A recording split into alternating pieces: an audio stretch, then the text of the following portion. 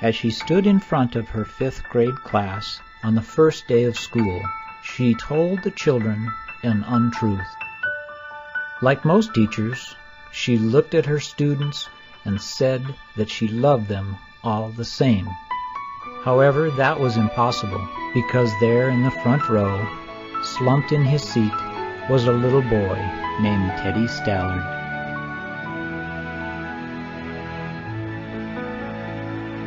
Miss Thompson had watched Teddy the year before and noticed that he didn't play well with other children, that his clothes were messy, and that he constantly needed a bath. And Teddy could be unpleasant.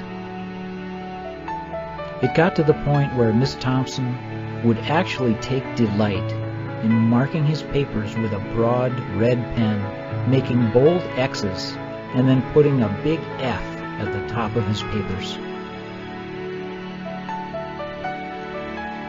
At the school where Miss Thompson taught, she was required to review each child's past records, and she put Teddy's off until the last. However, when she reviewed his file, she was in for a surprise. Teddy's 1st grade teacher wrote, "Teddy is a bright child with a ready laugh. He does his work neatly and has good manners. He is such a joy to be around." His 2nd grade teacher wrote, "Teddy is an excellent student, well liked by his classmates, but he is troubled because his mother has a terminal illness, and life at home must be a struggle." His 3rd grade teacher wrote, "His mother's death has been hard on him. He tries to do his best, but his father doesn't show much interest, and his home life will soon affect him if some steps aren't taken." Teddy's 4th grade teacher wrote, "Teddy is withdrawn and doesn't show much interest in school. He doesn't have many friends, and he sometimes sleeps in class." By now, Miss Thompson realized the problem, and she was ashamed of herself. She felt even worse when her students brought her Christmas presents, wrapped in beautiful ribbons and bright paper, except for Teddy's. His present was clumsily wrapped in heavy brown paper that he got from a grocery bag. Miss Thompson took pains to open it in the middle of the other presents.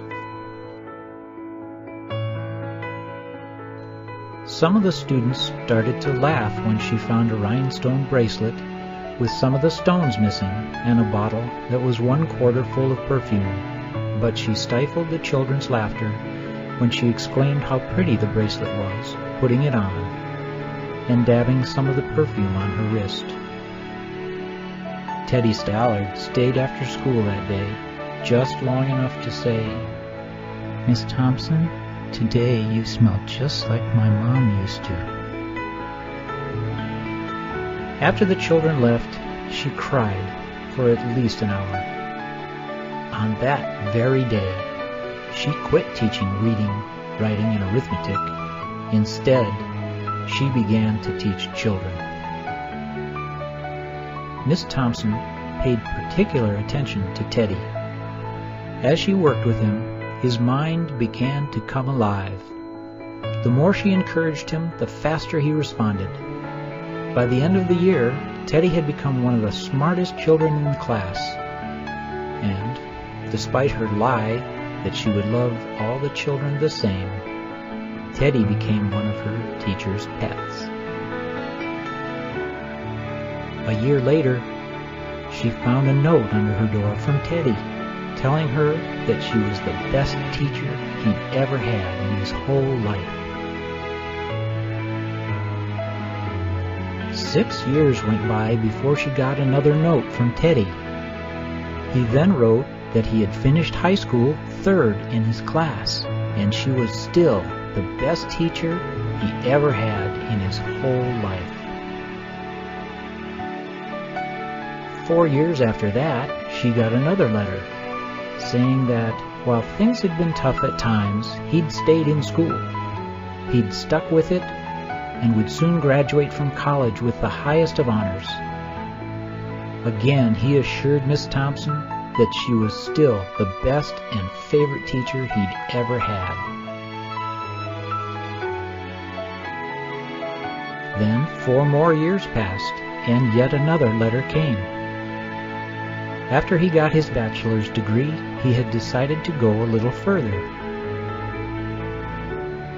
She was still the best and favorite teacher he'd ever had. But now his name was a little longer. The letter was signed Theodore F. Stallard, M.D. The story does not end here. There was yet another letter that spring. Teddy said he'd met this girl and was going to be married. He explained that his father had died a couple of years ago, and he was wondering if Miss Thompson might agree to sit at the wedding in the place that was usually reserved for the mother of the groom. Of course, Miss Thompson did, and guess what? She wore that bracelet, the one with several rhinestones missing.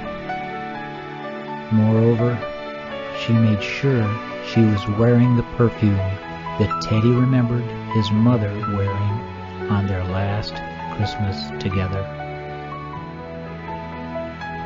They hugged each other, and Dr. Stallard whispered in Miss Thompson's ear, "Thank you for believing in me. Thank you so much for making me feel important and showing me that I could make a difference." Miss Thompson, with tears in her eyes, whispered back. She said, "Teddy, you have it all wrong. You were the one who taught me that I could make a difference. I didn't know how to teach until I met you."